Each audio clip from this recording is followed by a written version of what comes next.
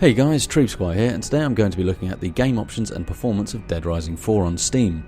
So let's get started. First up is the audio options. In here you can adjust the separate volumes for background music, sound effects and speech with a toggle for subtitles. One nice feature is that the devs have added the option to customize your HUD. The first option here is cinematic mode, and no, that does not mean locked to 30 FPS, it actually disables the UI completely. If, however, you do want to individually turn bits of the HUD off, like the minimap, objective markers, reticule, inventory and so on, then you can. There's also an option to turn off tutorials, and arcade feedback at the bottom is essentially the hit points when you attack a zombie. Back to other options, language is pretty self-explanatory, and then we have the graphics options. In here you can set your resolution and refresh rate. Fortunately for me, 144Hz is included, so no more locked frame rates. Well done, Capcom. You can then select your visual preset, enable or disable VSync, change the output monitor or the windowed mode, and adjust the gamma.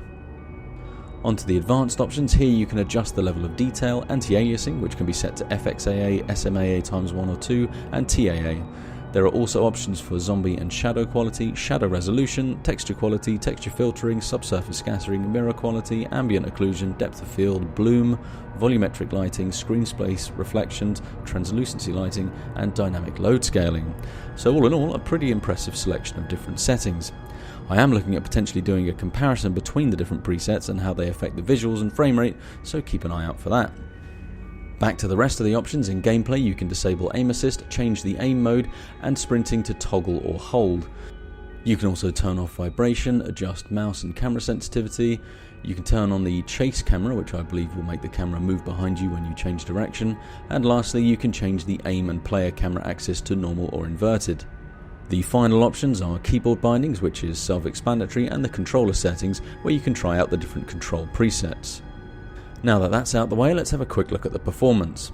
Now I have an Inno GTX1080 with an i7-4790K overclocked to 4.7 GHz. So for me, when gaming at 1440p on maximum settings, my minimum frame rate expectation is 60.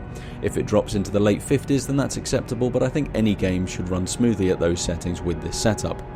Mercifully, and much to my surprise, Dead Rising 4 manages to achieve this for the most part, at least from what I've played so far.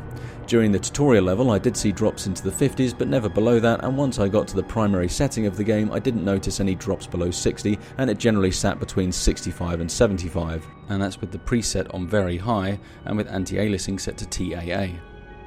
Now I'm only an hour into the game so far, so there may be more intense scenes later on that will affect this, but it's definitely a good start. I'm planning on spending more time with it at the weekend, so I'll let you know if this changes.